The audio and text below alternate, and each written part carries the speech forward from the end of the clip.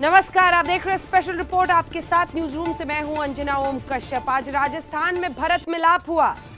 सचिन पायलट अशोक गहलोत से मिले, हाथ भी मिलाया, लेकिन दिल मिले क्या? क्योंकि जिस तरह के बयान दिए थे सचिन पायलट के खिलाफ, आज जब दोनों आमने सामने आए तो सबकी नजर थी इधर। अब मामला देखिए राजस्थान में कैसे सियासी रूप से आगे बढ़ रहा है। बीजेपी अविश्वास प्रस्ताव लाने वाली है और अशोक गहलोत विश्वास प्रस्ताव लेने वाले हैं। अपने विधायकों को लेकर फिर से फेयरमाउंट होटल में विराजमान हो गए। राजनीति में न तो कोई स्थायी दोस्त होता है और ना ही कोई स्थायी दुश्मन। ये तस्वीरें इस पुरानी रवायत पर मुहर लगा रही हैं। कुछ दिनों पहले तक अशोक गहलोत और सचिन पायलट एक दूसरे के खिलाफ तलवारें खींचे हुए थे, लेकिन अब तलवारें वापस म्यान में जा चुकी हैं। सचिन पायलट करीब महीने भर बाद जयपुर पहुंचे। अशोक गहलोत के घर जाकर उनसे मुलाकात की। अशोक गहलोत ने बड़े भाई की तरह सचिन पायलट का हाथ अपने हाथों में लिया और फिर दोनों नेताओं ने विक्ट्री का वी साइन बनाया। दोनों नेता साथ साथ बैठे और संदेश दिया कि ऑल इज वेल। कांग्रेस विधायक दल की आज की बैठक से पहले कांग्रेस नेता केसी वेणुगोपाल ने गहलोत और पायलट खेमे के विधायकों से बातचीत की।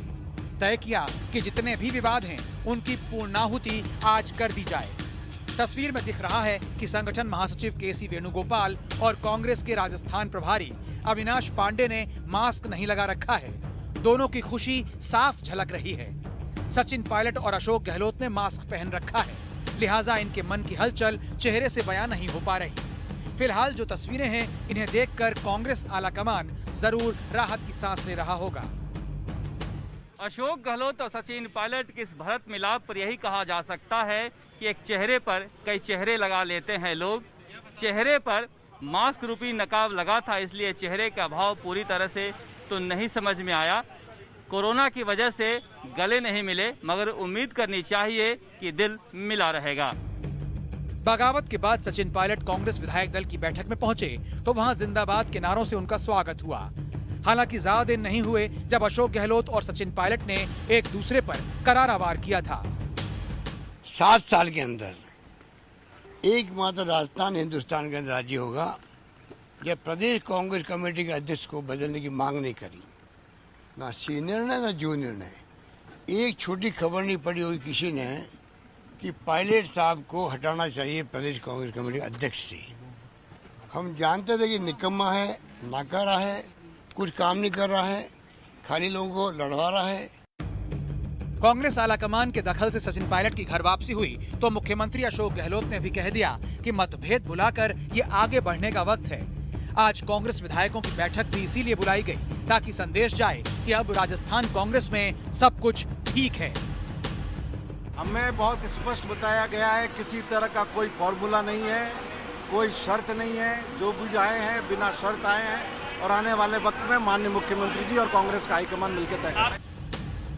14 अगस्त को राजस्थान विधानसभा का सत्र शुरू हो रहा है।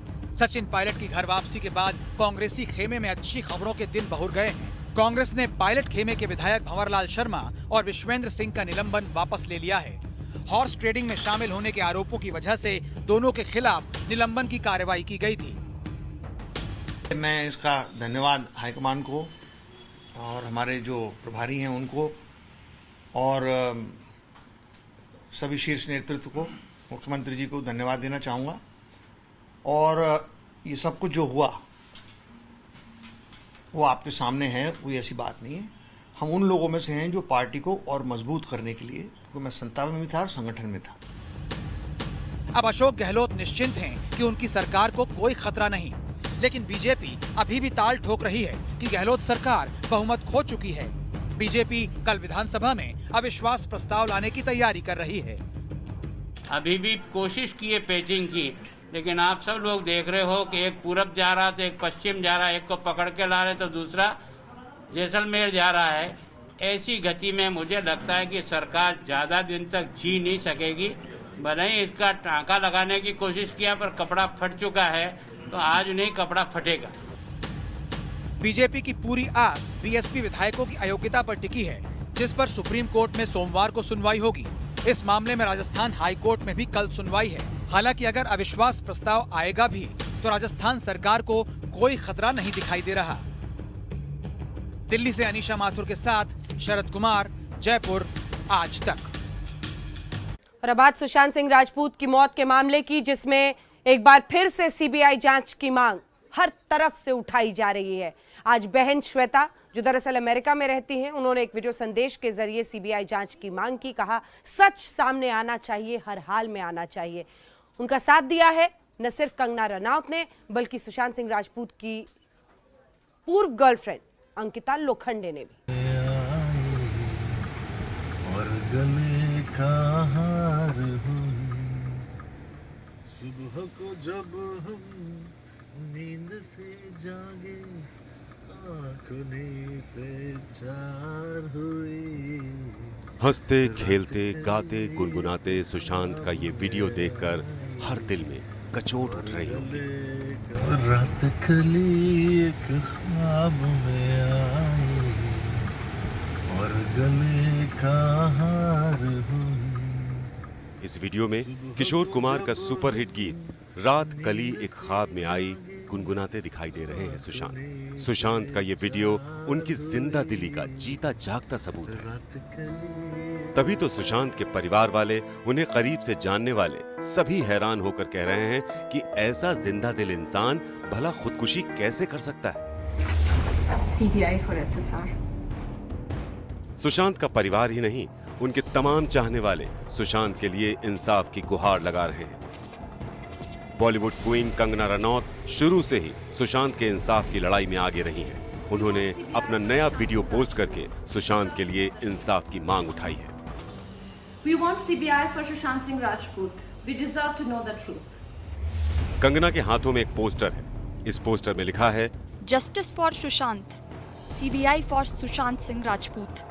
6 सेकंड के इस वीडियो में कंगना कह रही हैं कि हम सुशांत केस की सीबीआई जांच चाहते हैं, हमें सच जानने का पूरा अधिकार है। सुशांत सिंह राजपूत की मौत के इंसाफ की लड़ाई उनका पूरा परिवार लड़ रहा है। बेटे को इंसाफ दिलाने के लिए सुशांत के पिता ने भावुक चिट्ठी लिखी, तो अब सुशांत की बहन ने गुहार लगाई है। सुनिए जरा इस बहन की गुहार। Hello everyone. I'm Sushant Singh Rajput's sister, Shweta Singh Kirti, and I request everyone to stand together and demand for CBI inquiry for Sushant. We deserve to know the truth. We deserve justice for Sushant. Otherwise, we will never find closure. We won't be able to live a peaceful life. अपने भाई की मौत के इंसाफ के लिए ये एक बहन की गुहार है। बहन का पूरा दर्द सिमटकर उसके अल्फाजों में उतर आया है। तहे दिल से आप सबसे रिक्वेस्ट है कि हम एकजुट होकर सीबीआई इंक्वायरी की मांग करें, क्योंकि हमें सच जानने का हक है। Thank you. CBI for SSR, please. ये सुशांत सिंह राजपूत की बहन श्वेता सिंह कीर्ति है। अमेरिका में रहती हैं। भाई के इस दुनिया में ना होने का गम उन्हें साल रहा है। राखी का त्योहार भी बीत गया, लेकिन राखी के लिए भाई की कलाई नहीं मिली। अब सुशांत के लिए इस बहन का कलेजा फटा जा रहा है। एक एक पल बरसों की तरह कट रहा है। श्वेता अपने भाई को इंसाफ दिलाने के लिए परेशान है। हाथ जोड़कर सीबीआई जांच की गुहार लगा रही है। CBI for SSR. Hello everyone. I'm Sushant Singh Rajput's sister, Shweta Singh Kirti, and I request everyone to stand together and demand for CBI inquiry for Sushant. We deserve to know the truth. We deserve justice for Sushant. Otherwise, we will never find closure. We won't be able to live a peaceful life. तहे दिल से आप सबसे request है कि हम एकजुट होकर सीबीआई इंक्वायरी की मांग करें, क्योंकि हमें सच जानने का हक है। Thank you.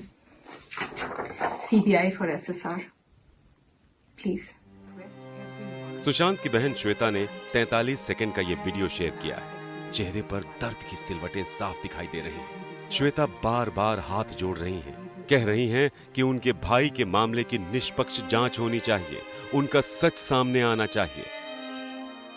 सीबीआई इंक्वायरी की मांग करें, क्योंकि हमें सच जानने का हक है। Thank you. CBI for SSR, please. Sushant की बहन श्वेता ने सोशल मीडिया पर अपनी एक फोटो शेयर की है जिसमें उन्होंने एक बोर्ड को अपने हाथों में पकड़ रखा है। इस पर लिखा है, मैं सुशांत सिंह राजपूत की बहन हूँ। मैं सुशांत केस के लिए सीबीआई जांच की अपील करती हूँ। सुशांत की बहन के पोस्ट पर अंकिता लोखंडे ने भी कमेंट किया है। उन्होंने लिखा, हम सच का पता लगा लेंगे और हमें न्याय मिलेगा। इससे पहले श्वेता सिंह कीर्ति ने अपने ट्वीट में लिखा था, हमारे लिए ये सच्चाई जानने और इंसाफ का वक्त है। कृपया हमारे परिवार की मदद कीजिए। पूरी दुनिया जानना चाहती है कि सच क्या है। अगर ऐसा नहीं हुआ तो हम पूरी जिंदगी शांति के साथ नहीं जी सकते। आज इंद्रिया चक्रवर्ती के तरफ से भी अपना रिटर्न सबमिशन दाखिल किया गया। उस रिटर्न सबमिशन में उन्होंने तीसरी बार सुप्रीम कोर्ट के सामने मान लिया है कि ये मामला को सीबीआई को जाना चाहिए।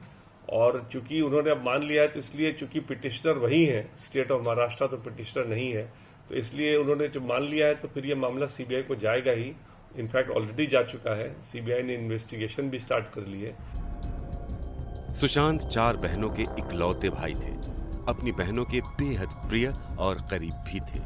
सारा सुख दुख वो अपनी बहनों से बांटते थे। यही वजह है कि सुशांत की मौत से उनकी बहनों को जो आघात लगा है उसकी भरपाई नहीं हो सकती। सुशांत का परिवार तो बस अब यही चाहता है कि उनके लाडले की मौत का सच सामने आए। अंजना ओम कश्यप के साथ आज तक ब्यूरो। इधर कोर्ट में भी मामला चलता रहा। आज तीनों ही पक्ष, चाहे वो बिहार पुलिस हो, महाराष्ट्र सरकार हो, रिया चक्रवर्ती हो और इधर के सिंह साहब जो कि सुशांत सिंह राजपूत के पिता हैं, उनके वकील ने भी, सभी ने अपने अपने तरीके से लिखित दस्तावेज सौंपे हैं।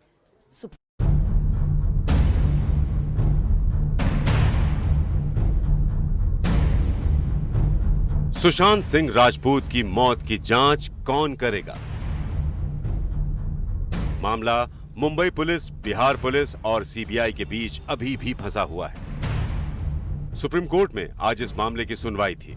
सुप्रीम कोर्ट ने इस मामले में सभी पक्षों की दलीलों को रख लिया है। सुप्रीम कोर्ट में बिहार सरकार की तरफ से कहा गया कि इस मामले में एफआईआर सिर्फ पटना में ही दर्ज की गई है। वहीं रिया के वकील का कहना था कि बिहार सरकार की एफआईआर गैर कानूनी है। सुप्रीम कोर्ट में बिहार सरकार ने कहा कि मामला सीबीआई को सौंप दिया गया है। ऐसे में एफआईआर ट्रांसफर का सवाल ही नहीं है। रिया के वकील ने अपने जवाब में कहा कि सुशांत केस को सीबीआई को सौंपने का फैसला बिहार पुलिस की अनुशंसा पर लिया गया है। ऐसा करना उनके अधिकार क्षेत्र में नहीं आता। बिहार सरकार ने कहा, सीबीआई जांच में किसी भी तरह का अड़ंगा नहीं लगाने दिया जाएगा। मामले की गहराई से जांच होगी। रिया पक्ष का कहना है कि सीबीआई जांच से उन्हें आपत्ति नहीं, लेकिन बिहार सरकार सिर्फ 0 एफआईआर कर सकती है जिसे ट्रांसफर किया जाना चाहिए। स्पेशल रिपोर्ट के इस हिस्से में हम आपको दिखाएंगे बारिश से देश के कई हिस्सों में हालात कैसे हैं। बात राजधानी से शुरू करते हैं, दिखाते हैं आपको कैसे बारिश ने दिल्ली की दुर्गति कर दी है। जी हां, अब दिल्ली राजधानी देश की एक दरिया है और डूब के जाना है।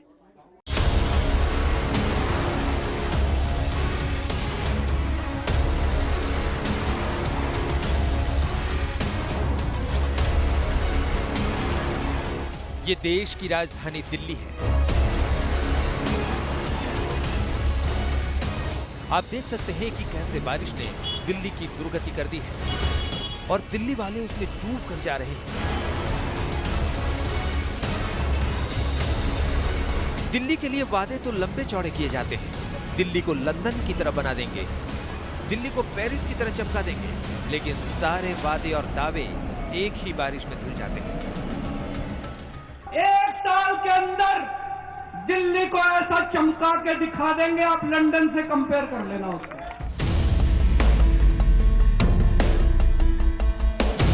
इसी जलजमाव में अटका है दिल्ली का विकास। तलाश लीजिए इसी सैलाब में तैरते वो वादे भी मिल जाएंगे जो कहते थे कि हम मानसून के लिए तैयार हैं। चंद घंटों की बारिश में दिल्ली के दरिया बनने की तस्वीरें आज की हैं।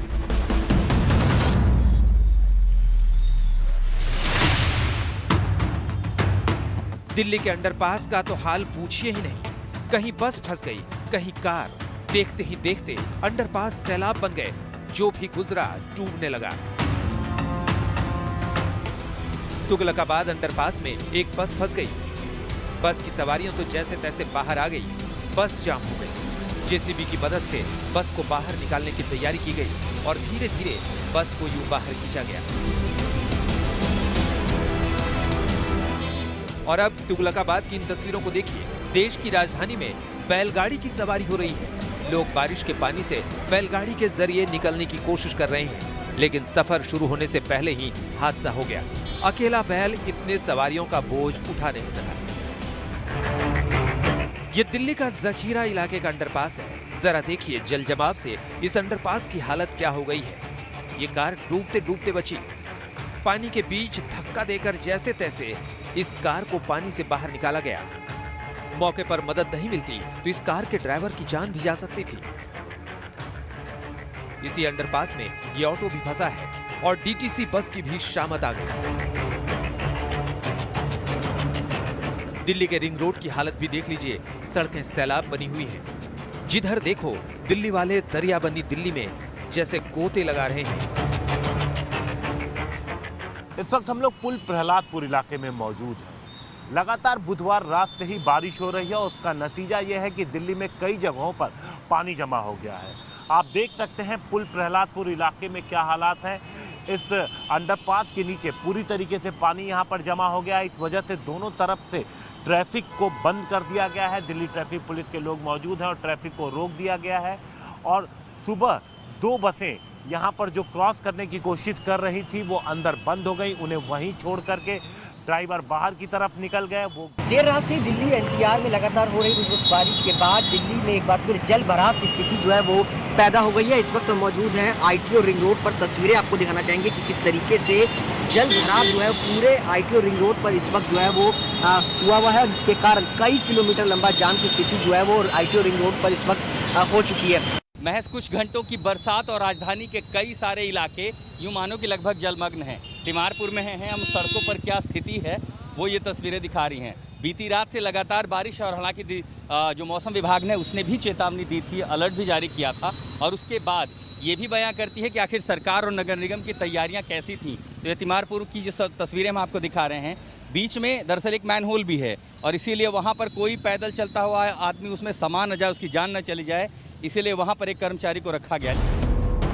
बारिश में दिल्ली कैसे दरिया बन जाती है ये आपके सामने है। हालात क्यों नहीं सुधरते उसकी वजह भी जान लीजिए। नगर निगम में दशकों से काबिज भारतीय जनता पार्टी अपनी कुंभकर्णी नींद से नहीं जागी। सारा पैसा जो नगर निगम को दिया जाता है वो खा जाती है। जितना पैसा नगर निगम के कुएं में डालो वो ऐसा कुआं है जिसमें भ्रष्टाचारी रूपी जानवर रहते हैं और वो सारा पैसा खा जाते हैं। दिल्ली सरकार सो रही है। दिल्ली के मुख्यमंत्री, उनके मंत्री, उनके जल बोर्ड के चेयरमैन, वाइस चेयरमैन, ये जल बोर्ड अपने नाले कब साफ करेगा? पीडब्ल्यूडी अपने नाले से कब साफ करेगा? डीएसआईडीसी अपने नाले कब साफ करेगा? फ्लड्स वाले अपना काम कब करेंगे?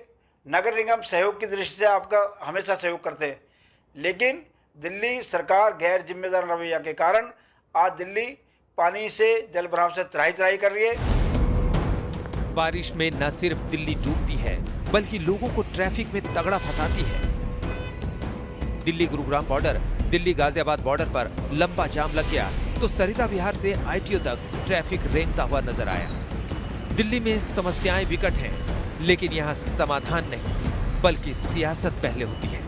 आज तक में और स्पेशल रिपोर्ट में अब आइए आपको दिखाते हैं बिहार से लेकर गुजरात तक भारी बारिश की वजह से कितनी परेशानियां हो रही हैं। गुजरात से शुरुआत करते हैं। गुजरात में राजकोट में एक बस कैसे अटक गई पानी में और फिर उसका रेस्क्यू ऑपरेशन भी आप देखेंगे। वहीं बनासकांठा में कार फंस गई पानी में। रिपोर्ट देखिए।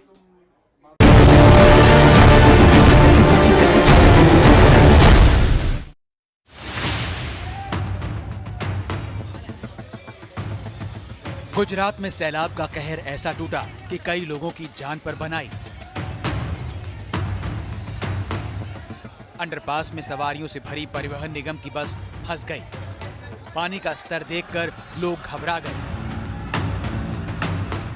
हिम्मत दिखाकर बस की सवारियां कमर से ऊपर आ चुके पानी में उतर गईं। किसी तरह खुद को संभाला। इस महिला को देखिए, जैसे तैसे पानी को पार कर रही हैं। पीछे कई और सवारियां भी हैं जो खुद को और अपने सामान को बचाने की जद्दोजहद में लगी हैं। अंडरपास में तो कई जगह पानी सवारियों की गर्दन तक आ गया। कुछ ऐसे भी थे जो बस की छत पर चढ़कर जान बचाने लगे थे। अच्छी बात यह थी कि मुसीबत में सवारियों ने एक दूसरे का साथ नहीं छोड़ा। मदद के लिए स्थानीय लोग भी आ गए। एक एक कर सवारियों को सुरक्षित बाहर निकाला गया। पानी से बाहर आते ही लोगों ने राहत की सांस ली। सैलाब से बचकर सवारियां तो बाहर आ गईं। अगली चुनौती बस को बाहर निकालने की थी।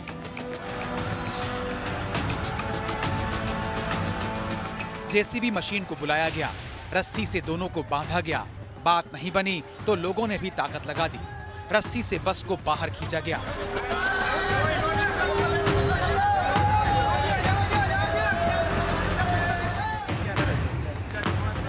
राजकोट में बस फंसी तो गुजरात के ही बनासकांठा में कार को पानी ने घेर लिया।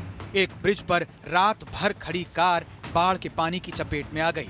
गनीमत रही कि कार सवार पर कोई खतरा नहीं आया। स्थानीय लोगों की मदद से कार की भी नैया पार हो गई।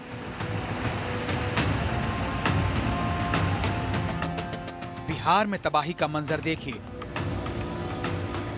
समस्तीपुर में कोसी नदी के कहर में कई मकान मलबे में तब्दील हो गए।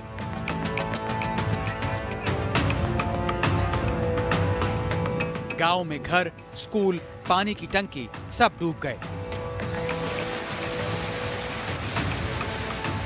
ओडिशा के मलकानगिरी में जबरदस्त बारिश की वजह से कई इलाके डूब गए।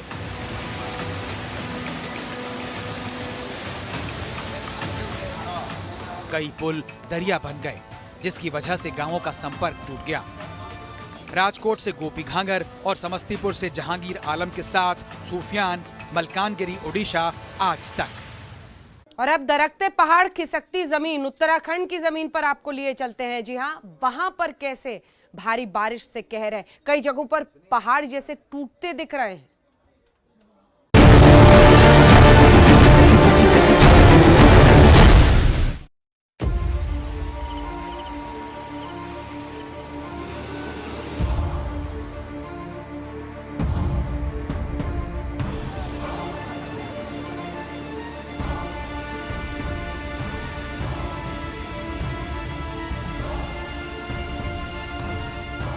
पहाड़ों पर कुदरत का ऐसा कहर टूटा कि लोगों का जीना दुश्वार हो गया।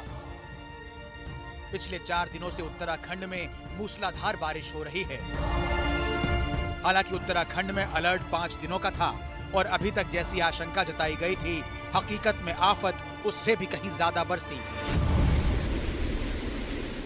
बागेश्वर की तस्वीरें खौफनाक हैं।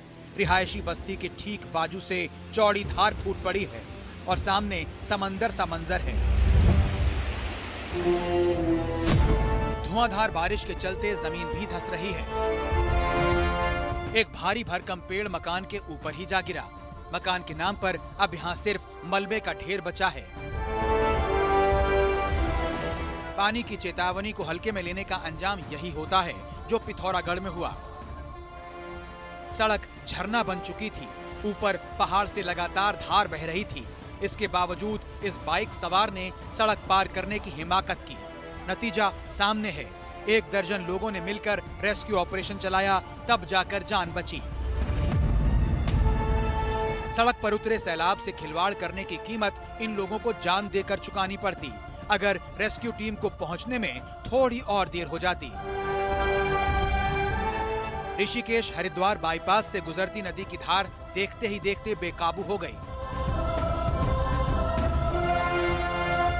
लेकिन कार सवारों ने इसे पार करने की हिमाकत कर डाली। नतीजा ये हुआ, कार को धार ने बीच में ले जाकर फेंक दिया। कार सवार जैसे तैसे धार के बीच जिंदगी की जंग लड़ रहे थे। ऐन वक्त पर पहुंची रेस्क्यू टीम ने इन्हें सही सलामत बाहर निकाला। रुद्रप्रयाग के पहाड़ों की मानो जड़ें हिल चुकी हैं। जहां तहां भूस्खलन की तस्वीरें आम हो गई हैं। केदार घाटी इलाके में सड़कें टूटने से करीब दर्जन भर गांवों का संपर्क टूट गया है।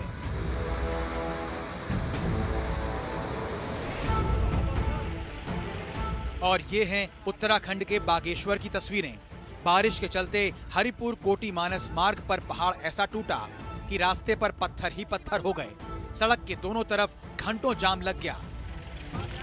यात्रियों और लोगों ने जान जोखिम में डालकर मलबा हटाना शुरू किया। विकास नगर से टीना साहू के साथ आज तक ब्यूरो। बारिश का कहर जारी है। एक छोटे से ब्रेक के बाद लौट रहे हैं, देखते रहिए स्पेशल रिपोर्ट।